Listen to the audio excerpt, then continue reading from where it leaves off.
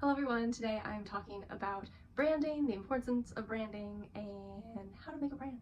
Now I'm really excited about this topic. I've been thinking about this vlog for a really long time because this is something that I don't think a lot of authors realize how important it is, but there is a reason why all the biggest companies and biggest influencers and biggest celebrities spend so much time, money, and effort developing their brand because they know it's the essence of how they're perceived. It's what's going to resonate with, in authors' case, their readers, and really create that connection between you and your audience. This is why my website packages include branding. You get a full branding package and your website together. Bear in mind, not all designers do that. There are some people out there who only do branding packages. There's some people out there who only do websites. They'll just put your stuff up with no branding on it.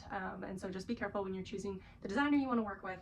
You want to make sure that you have branding included because it is so important. Now, the biggest mistake that authors can make is thinking that their book equals their brand, and that is actually not the case, because you're going to have a very long career, you're going to have different books, and if your brand has to change every time a book comes out, you're going to be constantly updating your website.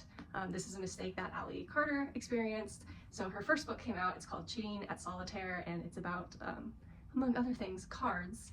And so she created her original author website for herself, and it was actually super cute, but it was all focused on her first book, Cheating with Solitaire. It was card themed, it had, cute little graphics, and the website itself was fantastic. But then the problem was she came out with her next book, which was about teenage girl spies and had nothing to do with solitaire at all. And she had to completely do her website all over again with new branding. And yes, having to do that every time you have a new project comes out would be absolutely exhausting and not effective. That's one thing with brand, is it will evolve over the course of a career, just like people grow and change, but you don't want to be changing it every other day, because a really important component of brand is trust, and trust comes from consistency. So how do you come up with a authentic and consistent brand that is going to work as you publish new projects? For some authors, this can seem easier than others. For instance, Stephen King, all of his books have a similar flavor.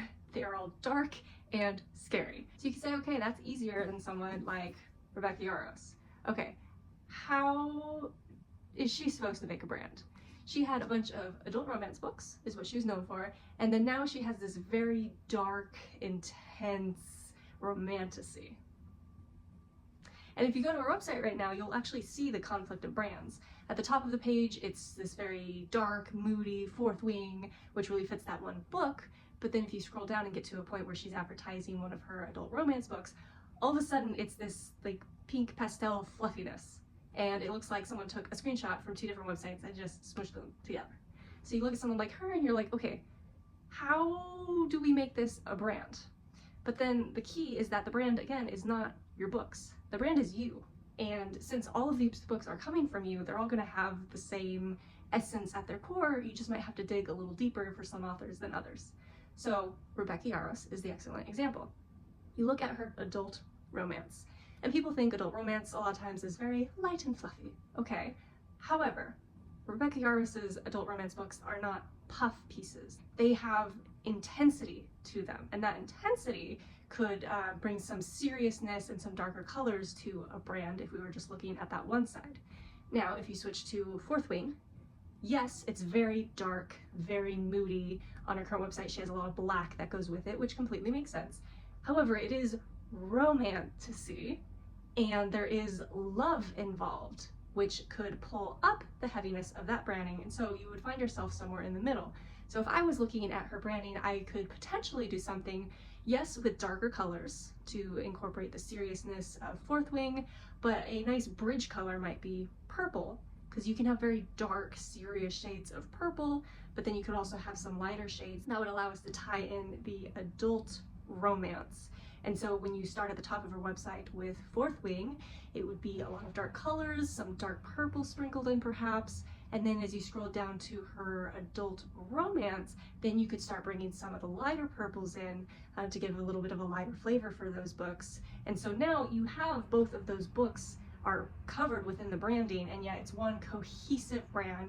Okay, so if you're an established author like Rebecca Yarros, we can build your brand by looking at all your books, finding the common threads, your writing patterns, the themes you look at, etc. But what if you're a newer author? What if you're a debut author and you have one book out, but you want to build a brand that's going to last you for at least the next several years of your career? That is completely okay. In this case, we're just going to take a little bit more sleuthing to get to your brand package.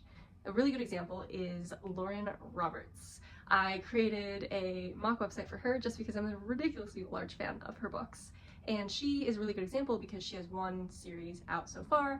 It's a trilogy that is very romantic and intense. It's not as dark as Fourth Wing, but it definitely has gravitas. Now, I didn't want to fall into the trap, again, of making the brand of the website all about this one book series, because she is coming out with the last book in the series in a month from now, I believe, and then she's going to write other projects, and we want a website that's going to grow with her.